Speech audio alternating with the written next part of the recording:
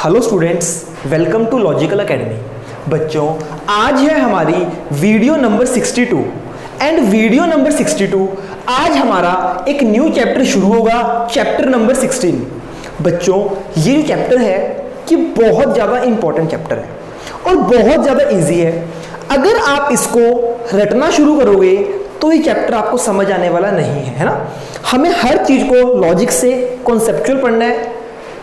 सीधक बेटा इधर ध्यान है ना, हमें हर चीज को ध्यान से पढ़ना है, तब बच्चे जाके आपको ये चैप्टर समझ आ जाएगा। किसी बच्चे को पता हो कुछ इसके बारे में, क्या होती है बिल्स ऑफ एक्सचेंज?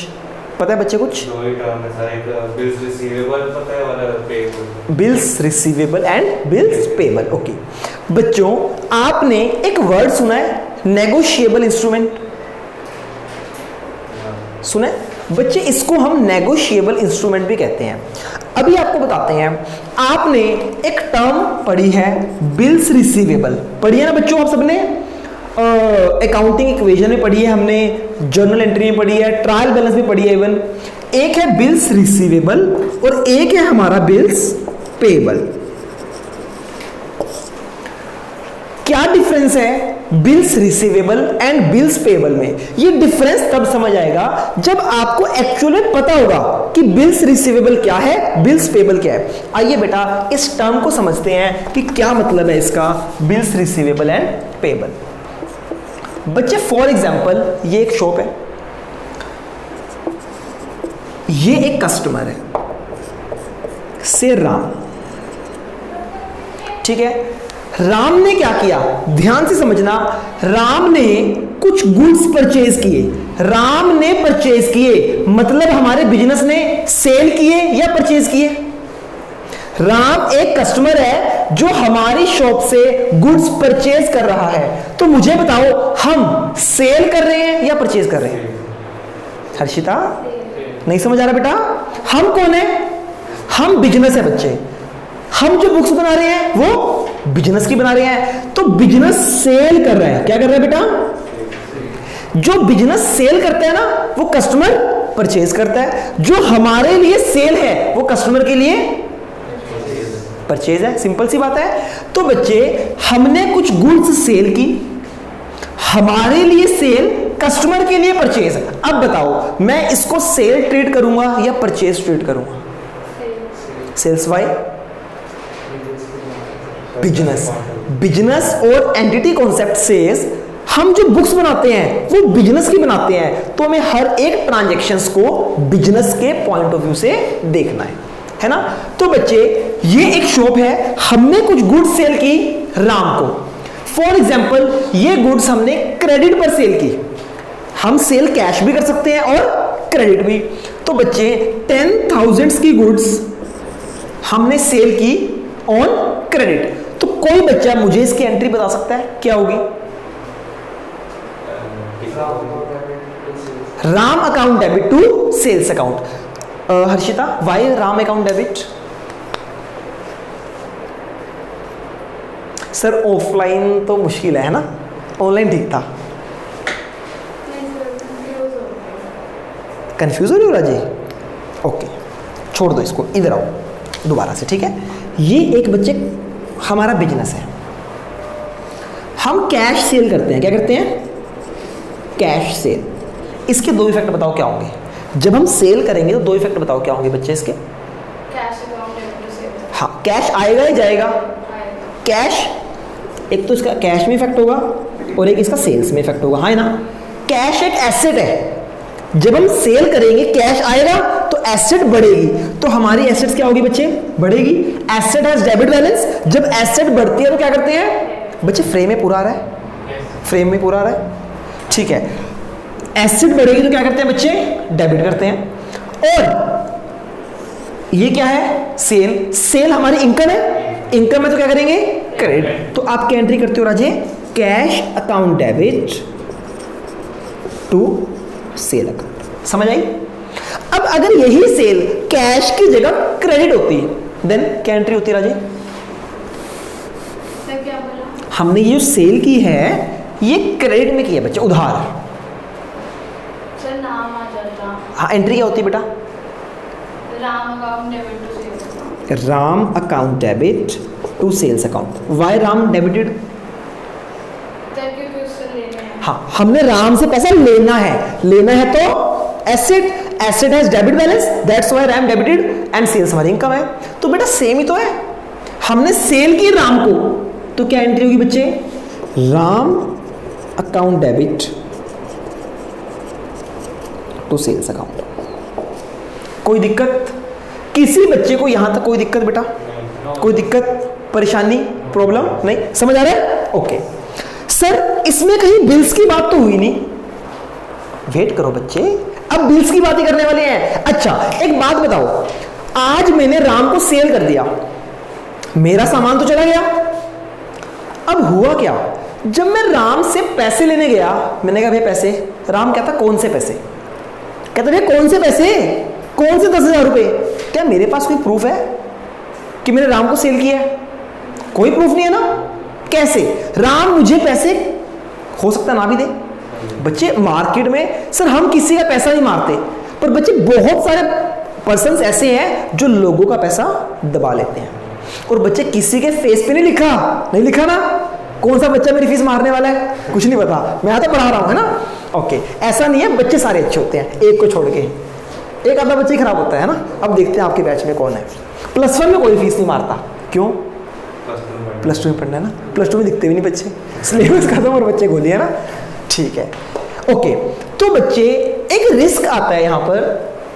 वो रिस्क क्या है कि हो सकता है कल डेटर हमें पैसे ना दे, हाँ है ना।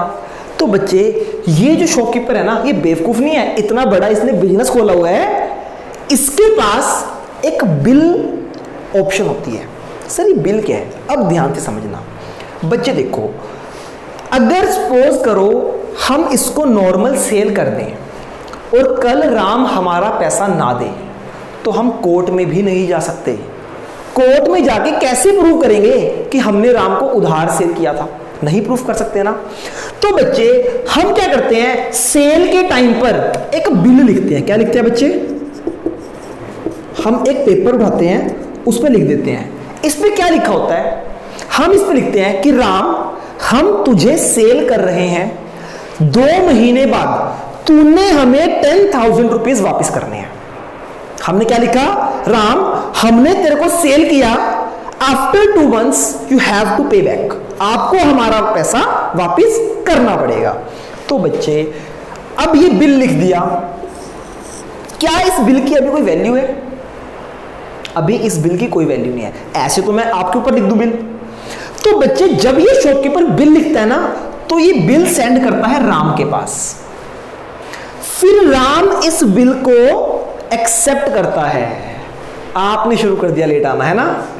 क्या हो गया था? कुछ नहीं सर, वो पापा को लेटा है ना। अच्छा, पापा की गलती है ना। नहीं सर, क्या अच्छा, साइकिल नहीं आपके पास? साइकिल खराब।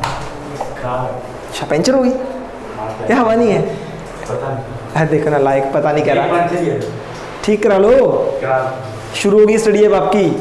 अब क्या समझ आएगा आपको? चलो सर ऑनलाइन देख लेंगे, है ना। चलो ठीक है बेटा, सुनो ध्यान से। कहाँ पे था मैं भूल गया। हाँ, बिल लिखा था। बच्चे देखो, हमने एक बिल लिखा कि राम से पैसे लेने हैं। अभी सिर्फ हमने लिखा है, राम ने इसको एक्सेप्ट नहीं किया। जब तक राम इसको एक्सेप्ट ना करे, इस बिल का कोई फायदा नहीं है। तो बच्चे हमने राम को बोला कि हमने तुझसे पैसे लेने हैं, एक्सेप्ट कर, इसे साइन करके दे। तो बच्चे हमने इस पेपर को उठाया और राम के पास भेज दिया। राम ने पढ़ा कि हाँ जी हमने आपसे सामान खरीदा है और 2 महीने बाद मैं पैसे दूंगा। राम ने उस बिल के ऊपर अपने साइन कर दिए। अब अगर कल राम मुझे पैसे ना दे, क्या मैं कोर्ट जा सकता हूं? क्या प्रूफ है मेरे पास? ये बिल, ये जो बिल है ना, मैं कोर्ट में जाके दे दूंगा कि भैया बिल देखो, राम ने एडमिट किया था कि राम ने मुझे पैसे देने हैं, पर अब राम मुझे पैसे नहीं दे रहा। फिर कोर्ट क्या करेगी? घर जाएगी, उठा के लाएगी राम को, या फिर पैसों को, है ना, और किसी को नहीं बच्चे, है ना। या तो राम को उठाएगी या उसके पैसों को, और किसी को। तो बच्चे अब ये जो बिल है ना, ये कहीं ना कहीं एक तरह सिक्योरिटी है ना बच्चे, कि आपका पैसा आपको मिल जाएगा। ठीक है बच्चे, तो ये समझ आया बिल क्या होता है, समझ आया बिल क्या होता है। अच्छा जी, अब बच्चे एक होता है बिल्स रिसीवेबल, एक होता है बिल्स पेबल। क्या ये दोनों अलग अलग हैं या एक ही है? एक ही है बच्चे। अब देखो ध्यान से, बिल तो यही है, हमारे लिए ये बिल्स रिसीवेबल है, इस बिल के अगेंस्ट कल पैसे रिसीव करने हैं। समझ आ रहा है हर्षिता? यस बच्चे आपके एक्सप्रेशन नहीं बता रहे कि आपको समझ आ रहा है। सर आ रहा है। मैं फास्ट बोल रहा हूँ ना? नहीं बोल रहा हूँ। आपको समझ आ रहा है? आपको जयेश? बेटा आपके फेस एक्सप्रेशन से नहीं लग रहा। अच्छा, किसी के माइंड में नहीं चल रहा कि छोड़ो यार घर जाके वीडियो देख लेंगे दोबारा? आपको नहीं मिलेगी, आप सबको मैं ब्लॉक करने वाला हूँ लॉजिकल एकेडमी ग्रुप से, ठीक है ना? जो बच्चा यहाँ आ सकता है ना, अब आप आ सकते हो। ऐसा नहीं है सर आज छुट्टी पे आज ऑनलाइन दे देना क्लास, नहीं मिलेगी बच्चे, जो मिस तो मिस। फिर मैं चार्जेस रख दूंगा कि अगर किसी बच्चे को छुट्टी करनी है और फिर लेक्चर चाहिए तो 500 रुपीज़ है। अब देखो मेरा वाईफाई का खर्चा निकल जाएगा ना, और आप लोग छुट्टी नहीं करोगे। बच्चे समझ आ रहा है? यस क्या समझाया बताओ, चलो क्या समझ आया अभी तक?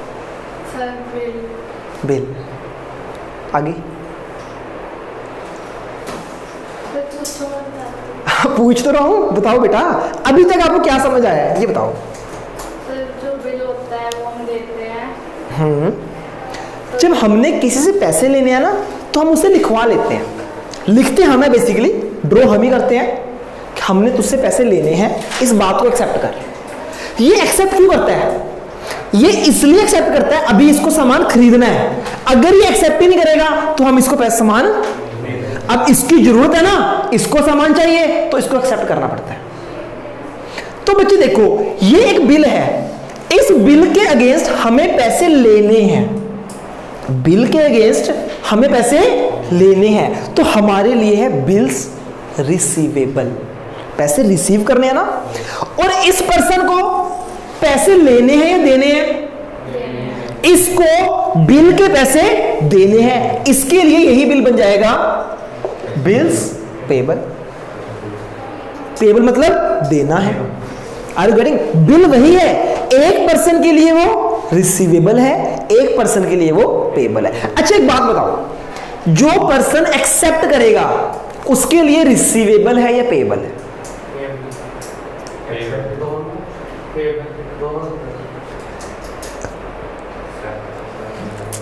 अरे क्या इतने नालायक हो गया आप सब। एक तो ये बीच में आ रहा है, इसको साइड करके ना शक्लें नहीं दिख रही आप लोगों की, थोड़ी बहुत दिख रही है, मास्क लगा ली। पेबल, हर्षिता तो कह रही है सर। बच्चे समझ नहीं आ रहा, सर आ रहा है। आंसर नहीं दे पा रहे। नहीं सर मैं देती हूँ। ओके बच्चे देखो, आप लोग देखो, पढ़ा तो मैं ऑनलाइन भी रहा था आपको, आप लोग नहीं भी बैठोगे ना मैं पढ़ा सकता हूँ ना। फेस टू फेस का बेनिफिट क्या है? आपके क्रॉस क्वेश्चंस आते हैं, आपको क्या समझ आ रहा है फीडबैक मिलती है बच्चे, कोई पॉइंट में प्रॉब्लम है ना तभी सॉल्व हो सकती है ना। आप ये मत सोचो कि सिर्फ मैं ही डाउट पूछ रही हूँ, अगर आपको कोई चीज़ नहीं समझ आ रही हो ना, हो सकता है मुंडिया हिला रहे हैं, इनको भी समझ ना आ रहा हो, कोई बड़ी बात नहीं है बच्चे, ये ऐसे ऐसे करी जा रहे हैं ना, इनको भी समझ नहीं आ रहा होगा। अगर किसी भी बच्चे को कोई भी डाउट लगता है, हर पॉइंट में डाउट लगता है, तो आप 10 टाइम्स 100 टाइम्स पूछ सकते हो बेटा। समझ आ रही है ना? ये मत सोचना कि सर क्या सोचेंगे और आसपास वाले बच्चे क्या सोचेंगे, ये सब नालायक है। सच्चाई है, ये दिखा दूंगा मैं आपको, ठीक है ना? तो बच्चे पूछो ताकि मुझे मजा आए पढ़ाने में, इंटरेस्ट तो लो। देखो बच्चे, जिसने पैसे देने हैं ना वो हमेशा बिल को एक्सेप्ट करेगा कि हाँ जी मैंने देना है, तो जो एक्सेप्ट करता है ना उसके लिए हमेशा पेबल होता है। हाँ है ना? बिल को ड्रॉ किसने किया? इसने ड्रॉ किया, इसने ड्रॉ किया। बिल बनाया किसने? इसने। जिसने पैसे लेने हैं वो बिल लिखता है कि मैंने पैसे लेने हैं, एक्सेप्ट कर। तो ये कौन है बच्चे? ड्रॉअर। कौन है?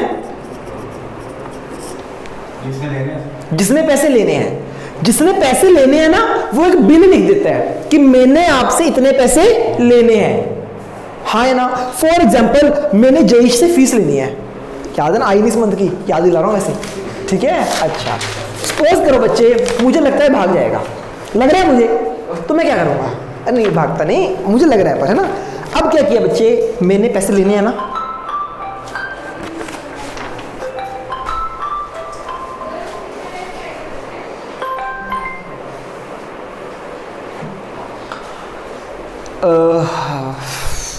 कहाँ पे थे, हाँ जी बच्चे देखो, ये एक पेपर है मेरे पास, कट कर दो, खिले ना, फ़ोन ना हिले, सिर्फ ये कटो। हाँ कितना फैसिलिटी होगी ना, बच्चे कर रहे हैं ना। पहले मुझे देखो बच्चे, ये बिल है, लग रहा है नहीं, अभी खाली है, पेपर है ये। क्या होगा, इस पर मैं लिख दूंगा कि मैंने जयेश से इतने पैसे लेने हैं, ठीक है ना। होगा क्या बच्चे, ये बिल लेके मैं जयेश के पास जाऊंगा, जयेश इसको एक्सेप्ट करेगा। जब तक ये एक्सेप्ट ना करे तब तक इसकी कोई वैल्यू नहीं है। ऐसे तो मैं लिख दूं मैंने मोदी से पैसे लेने हैं, सलमान खान से पैसे लेने हैं, जब तक वो एक्सेप्ट ना करे ना कि हाँ जी हमने लेने हैं, तब तक इस बिल की कोई वैल्यू नहीं होती। तो बच्चे जिसने पैसे लेने हैं वो बिल लिखता है। मैं बिल लिखूंगा कि भैया आपसे पैसे लेने हैं, और फिर जिससे लेने हैं उसके पास बिल सेंड करूंगा, आप एक्सेप्ट करोगे कि हाँ जी। जैसे ही आपने एक्सेप्ट किया तब ये बिल्स ऑफ एक्सचेंज बन जाएगा, तब ये बन जाएगा आपके लिए बिल्स पेबल, मेरे लिए बिल्स रिसीवेबल। इस बिल के अगेंस्ट मुझे पैसे लेने हैं, आपको पैसे देने हैं, तो बिल वही होता है। कोई भी है काट दो, इस टाइम आपसे इंपॉर्टेंट कुछ नहीं है बच्चे। वैसे कौन था अच्छा ठीक है, इतनी बात समझ आई बच्चे आपको, ओके ठीक है बेटा। तो आपको समझ आया बिल क्या होता है बच्चे। इसको हम नेगोशिएबल इंस्ट्रूमेंट भी बोलते हैं। इसके ऊपर ना पूरा लॉ का एक एक्ट बना हुआ है, नेगोशिएबल इंस्ट्रूमेंट एक्ट, है ना। वो आप अगर कभी सीए करोगे तो आप उसमें जरूर पढ़ोगे उसको। अच्छा जी, उसके बाद अभी आपको समझ आया, तो बेटा समझ आया बिल्स रिसीवेबल क्या है, बिल्स पेबल क्या है।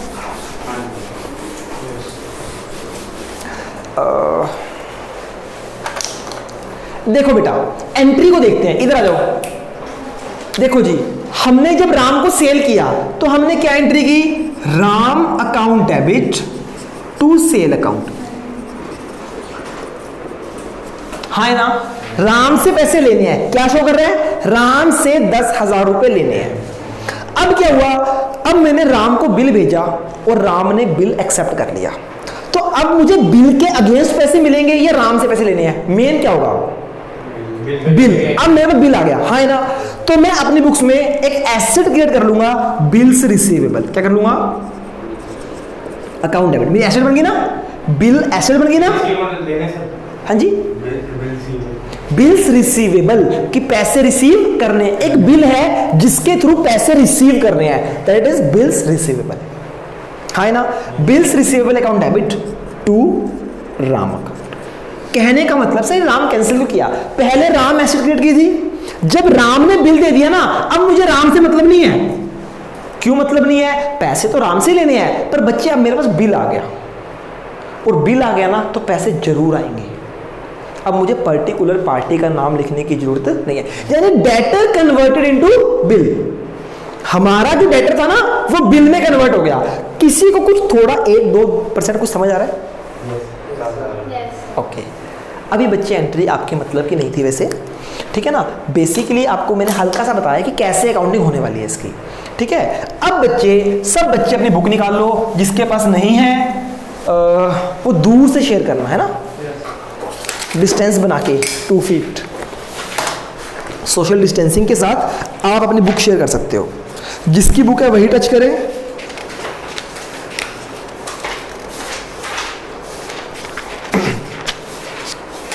अच्छा मुझे बताओ, जो ये बिल ऑफ एक्सचेंज है, ये जो इंस्ट्रूमेंट है, ये ओरल इंस्ट्रूमेंट होता है, राइटिंग होता है, कहीं ना कहीं मैं जयेश को ऑर्डर कर रहा हूं, मैं अगर जयेश के ऊपर बिल लिख रहा हूं ना, मैं जयेश को ऑर्डर कर रहा हूं, यू हैव टू पे, है ना। और अनकंडीशनल ऑर्डर है ये। बच्चे समझते हो अनकंडीशनल ऑर्डर क्या होता है, नहीं समझते, ओके। बच्चों ध्यान से समझना कि अनकंडीशनल ऑर्डर क्या होता है। देखो मैं आपको बोल रहा हूं कि जयेश 2 महीने बाद आपको पैसे देने हैं, एक तो ये बात होगी। सेकंड सिनेरियो, 2 महीने बाद अगर अर्थक्वेक आया तब पैसे देने हैं। What is conditional, what is unconditional, second case क्या है, कंडीशनल। एक कंडीशन लगा दी कि अगर ये हुआ तो पैसे देने हैं। एक कंडीशन आ गई ना कि अगर ये हुआ तो पैसे देने हैं। एक होता है अनकंडीशनल कि भैया कोई कंडीशन नहीं है, 2 महीने बाद पैसे देने ही देने हैं, चाहे आप जियो चाहे मर जाओ, कोई मतलब नहीं है, पैसे देने ही देने हैं। तो हम अनकंडीशनल ऑर्डर करते हैं, कंडीशनल ऑर्डर करते हैं, हम अनकंडीशनल ऑर्डर करते हैं ना। तो आइए इसको समझते हैं। इसकी डेफिनेशन को 3 लाइन से है, पढ़ के देखो, डिफिकल्ट है या इजी है। पढ़ो, मीनिंग पढ़ो इसका, चीजों को बताया ना, ये 3 लाइनों में लिखा है, पढ़ के बताओ। डिफिकल्ट है, सिंगल शॉट में पढ़ना है आपको बस। सारे बच्चे जो ऑनलाइन पढ़ रहे हैं, चैप्टर नंबर 16, ये पेज निकालो बेटा, यहां लिखे ना बिल्स ऑफ एक्सचेंज, इसका मीनिंग पढ़ो।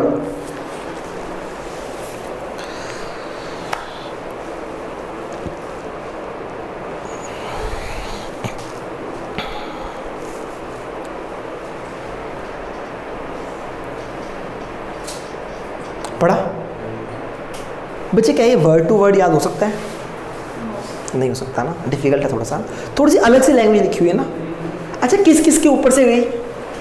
कुछ ऊपर तो सर वही जो करता है वही। अच्छा, और नीचे? कंप्लीट की बात करो। नीचे का क्या? हाँ, ऊपर चला गया ना, ऊपर वाली चीज समझ आ गई और नीचे वाली ऊपर से गई है ना। आपको भी सबको ऐसा ही है? ओके, अब पढ़ के देखते हैं जरा, अब आपको एक एक वर्ड समझ आएगा इसका। देखते हैं, कहते हैं अब bill of exchange is an instrument. पहली बात ये क्या है, एक आपको बताया ना, बिल्स ऑफ एक्सचेंज एक नेगोशिएबल इंस्ट्रूमेंट होते हैं। इसके अंदर आता है प्रोमिसरी नोट हो गए आपके, है ना। तो बच्चे, bills of exchange is an instrument, bill of exchange एक इंस्ट्रूमेंट होता है। इन राइटिंग होता है या ओरल होता है? तो यहां तक लर्न हो गया। अब bill of exchange is an instrument in writing containing N conditional order और अनकंडीशनल ऑर्डर। पढ़ो इस लाइन को, यहां तक याद करो। क्या कहता है? अब bill of exchange is an instrument in writing containing an unconditional order.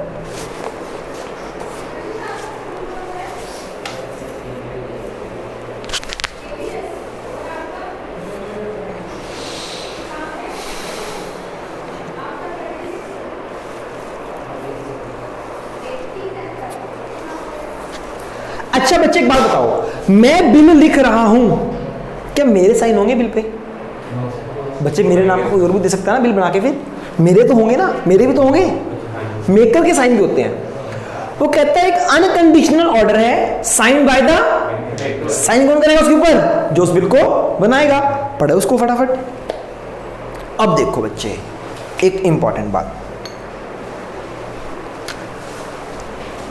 बच्चे ये एक बिल मेकर है, ये शॉप है ना, ये बिल बना रही है, ठीक है। ये है राम, हमने बिल बनाया, राइटिंग में था, अनकंडीशनल ऑर्डर है। अब मैं राम को डायरेक्ट कर रहा हूं, मैं राम को बोल रहा हूं, डायरेक्ट कर रहा हूं, क्या कि यू हैव टू पे मनी। बिल में मैं क्या लिख रहा हूं? यू हैव टू पे मनी। तो बच्चे वही बोलता है, signed by the maker directing a certain person. मैं एक सर्टेन पर्सन, राम सर्टेन है अनसर्टेन है? मैं एक सर्टेन पर्सन को डायरेक्ट कर रहा हूं, ऑर्डर कर रहा हूं, क्या? To pay a certain sum of money.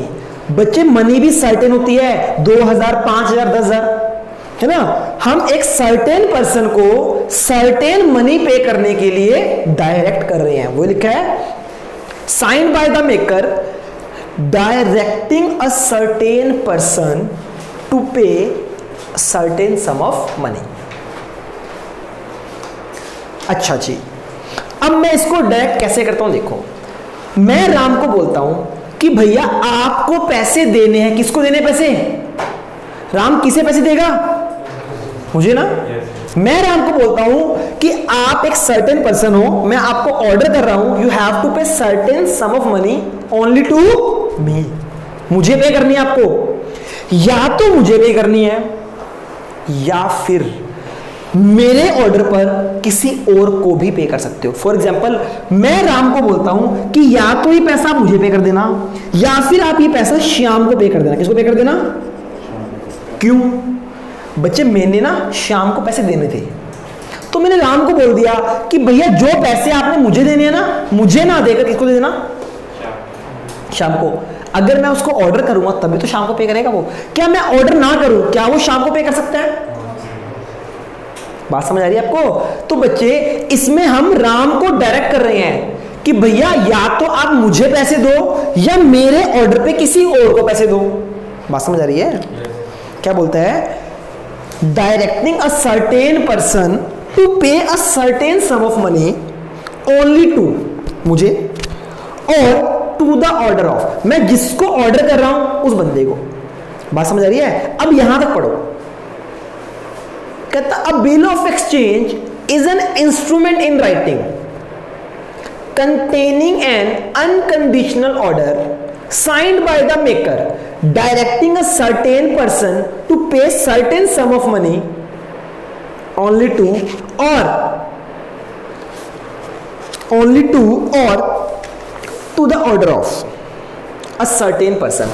या तो हमें पे करो या मेरे ऑर्डर पे किसी सर्टेन पर्सन को पे कर सकते हो। यहां तक पढ़ो बच्चे, किसी को ना समझ आए तो पूछ लेना। लास्ट लाइन रहेगी ना, बियरर टू द इंस्ट्रूमेंट, ये बताता हूं आपको, इससे पहले यहां तक कंफर्म कर लो। दोबारा से देखो जी सारे बच्चे इधर। कहता bill of exchange is an instrument, सबको समझ आ गया? In writing containing an unconditional order signed by the maker direct a certain person to pay certain sum of money only to or to the order of a certain person। या तो मुझे या मेरे order पे किसी certain person को। पढ़ो, इसको याद करो और सुनाओ। अब हो जाएगा याद? Yes. समझ आ रही है ना? Very good. और जो बच्चे ऑनलाइन क्लास आप लोग अपना करो, है ना, जो बच्चे ऑनलाइन क्लास लगा रहे हैं बेटा, आप सबको रिकमेंडेशन है, अगर आप क्लास में आ सकते हो बच्चों तो ज़रूर आओ, है ना।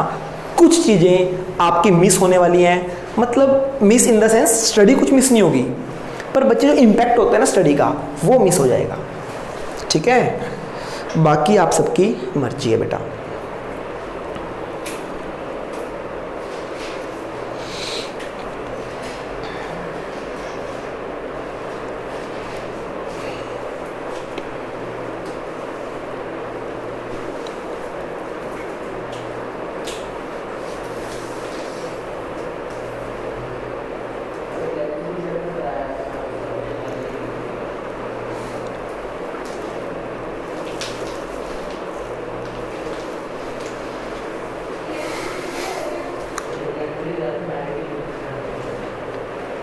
ओके, अभी सुनते हैं आपसे 1 मिनट। अब बच्चे लास्ट वर्ड आया बियरर। किसी को पता है बियरर क्या होता है? आपने सुना होगा बियरर चेक होता है, कुछ सुना है कुछ ऐसा कभी? नहीं। बच्चे देखो, बियरर का मतलब क्या होता है? जिसको मिला उसका। क्या बियरर का क्या मतलब है? जिसको मिला वो उसका मालिक बन जाता है। सर कैसे? बच्चे आपकी जो करेंसी होती है ना, 100 की करेंसी सपोज करो, आपको सपोज करो मेरी गिर गई, 100 रुपीज़ मेरे मार्केट में गिर गए और जयेश ने उठा लिए, है ना, जयेश पीछे पीछे था, जयेश ने उठा लिए। अब बच्चे अगर वो 100 रुपीज़ जयेश मार्केट में खर्च करने जाए तो क्या शॉपकीपर इसको बोलेगा कि ये पंकज सर के आपके नहीं है? क्या करना चाहिए? इसको खर्च करनी चाहिए या वापिस करना? क्या करनी चाहिए बच्चों? करो फिर। नहीं, देखो मार लिए, चलो कोई बात नहीं, 100 मेरी तरफ से। हाँ जी बच्चे, वो 100 क्या है? अगर मेरी पॉकेट में तो, अगर जयेश की पॉकेट में तो है तो मेरे, पर चलो जयेश की, है ना, कोई उसको नहीं बोलेगा, कोई क्वेश्चन नहीं कर सकता उसके ऊपर। आपने देखा होगा घर में चोरी हो जाती है, जो करेंसी चोरी होगी ना बेटा वो गई, हाँ है ना। आप कहीं भी खर्च करने जाओगे, कोई नहीं पूछेगा किसका है, उसको क्या लगेगा जिसके पास पैसे उसके ही पैसे, है ना। तो बच्चे दैट इज कॉल्ड बियरर। जो आपकी करेंसी होती है ना, ये एक बियरर इंस्ट्रूमेंट है। अब चेक होता है, चेक पे अगर नाम लिखा है जयेश, सॉरी छोड़ो यार जयेश, चेक पे नाम लिखा है करण, है ना, जयेश कल से आएगा नहीं, ठीक है छोड़ो। हाँ जी, चेक पे बच्चे नाम किसका लिखा है, करण का। अब अगर चेक वो आर्यन को मिल जाए तो क्या आर्यन उस चेक को यूज कर सकता है बेटा? नहीं कर सकता। क्यों? क्योंकि उस पे नाम किसका है, करण का, तो वो करण के अकाउंट में ही जाएगा। तो वो चेक कैसा, बियरर है वो चेक? नहीं, चेक बियरर नहीं है, जिसका नाम उसका। अगर किसी चेक पे लिखा हो सेल्फ, क्या लिखा हो बेटा, सेल्फ, जब कोई चेक अकाउंट पे ही ना हो तो बच्चे वो चेक जिसको मिला ना उसका बन जाता है। यानी चेक आपका बियरर इंस्ट्रूमेंट भी हो सकता है और नॉन, है ना। अगर बच्चे बियरर है, इसका मतलब क्या है, क्या मतलब है बियरर का बच्चे? जिसके पास वो डॉक्यूमेंट है, वो इंस्ट्रूमेंट है, वो उसी का मालिक है, हाँ है ना। तो बच्चे लास्ट में क्या लिखता है, हम क्या बोलते हैं, हम इसको बोल रहे हैं कि राम या तो आप पैसे मुझे देना या सर्टेन पर्सन को देना या बियरर टू द इंस्ट्रूमेंट, जिसके पास बिल हो उसको पैसे मिल जाए, कोई दिक्कत नहीं है। समझ आ गई ना। कई बार क्या होता है, मैंने किसी को पेमेंट करनी है, अभी मुझे भी नहीं पता किसको करनी है, तो मैंने उसको बोल दिया कि जिसको मैं देना चाहूं उसको पेमेंट मिल जाए, है ना। तो ओनली टू मी, मेरे को या मेरे ऑर्डर पे किसी सर्टेन पर्सन को या फिर बियर ऑफ द इंस्ट्रूमेंट, जिसके पास वो इंस्ट्रूमेंट है उसको पेमेंट करनी है आपको। समझ आई? तो क्या है, अ bill of exchange is N in containing and signed by the directing a certain person to pay certain sum of money only to or to the order of a certain person or to the bearer of instrument। Clear है ना। अभी आपको पढ़ाते पढ़ाते मेरे mind में fit होगी ना, आपको फिट हो जाएगी बच्चे। मैं भूल जाऊंगा कल तक, पर आप बियरर ऑफ इंस्ट्रूमेंट का मतलब है जिसके पास वो बिल है, चाहे वो श्याम के पास है या किसी थर्ड पार्टी के पास है, जिसके पास भी बिल है वही उसका मालिक बन जाएगा, आपको उसको पे करने हैं। अगर बिल मेरे पास है तो मैं मालिक, श्याम के पास है तो श्याम मालिक, और कोई थर्ड पर्सन है उसके पास वो बिल है तो वो ही क्या हो जाएगा, उसका मालिक हो जाएगा। समझ आई? That mean bearer of the instrument. इससे साइन कराने के बाद बिल मैं अपने पास रख लेता हूं। साइन करा लिए, बिल मेरे पास, अगर मेरे पास बिल है तो मुझे पे करो, अगर इसके पास है तो इसको, या किसी थर्ड पर्सन को मैंने बिल दिया है तो उसको पे करो। बियर मतलब जिसके पास बिल है वो मालिक। क्लियर है जी? पढ़ो फटाफट और सुनाओ। हाँ जी बच्चों, आज की क्लास में इतना ही, कल मिलते हैं, तब तक के लिए गुड बाय, टेक केयर। आप सब पढ़ो बच्चे।